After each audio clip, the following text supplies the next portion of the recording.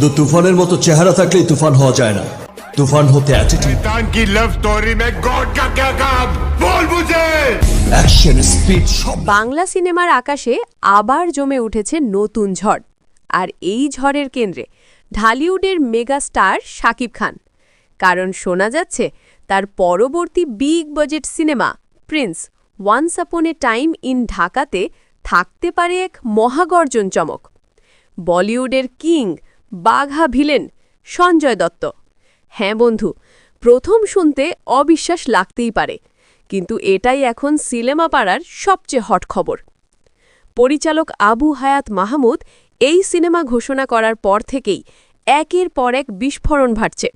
প্রথমে জানা গেল দেশ ও দেশের বাইরে থেকে টপ ক্লাস টেকনিশিয়ানদের নিয়ে সাজানো হচ্ছে পুরো টিম। তারপর এলো আরেক শকিং আপডেট, অ্যানিম্যাল সিনেমার ভায়োলেন্সে মাত করা সিনেমেটিক ওয়াফার অমিত রায় এবার প্রিন্স সিনেমায় কাজ করবেন। কিন্তু এখানেই শেষ নয়, কারণ এবার আলোচনার তুফানের কেন্দ্রে যে বোমাটা উঠেছে তা হল শাকিব খান ভার্সেস সঞ্জয় দত্ত মুখোমুখি হওয়ার সম্ভাবনা। ভাবুন তো, ঢালিউডের সুপারস্টার আর বলিউডের ডেডলি ভিলেন যখন এক স্ক্রিনে দাঁড়াবে, তখন তো বক্স অফিসে তাণ্ডব হবেই।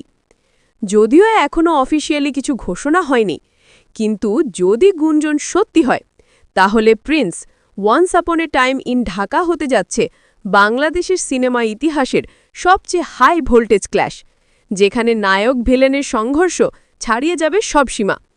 সো গাইজ, শাকিব খান বনাম সঞ্জয় দত্তের এই মহাযুদ্ধ দেখতে আপনারা কতটা এক্সাইটেড?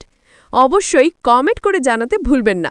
আর এরকম এক্সক্লুসিভ আপডেট পেতে আমাদের ডেইলি আপডেট বাংলা চ্যানেলটি সাবস্ক্রাইব করে রাখুন। ধন্যবাদ।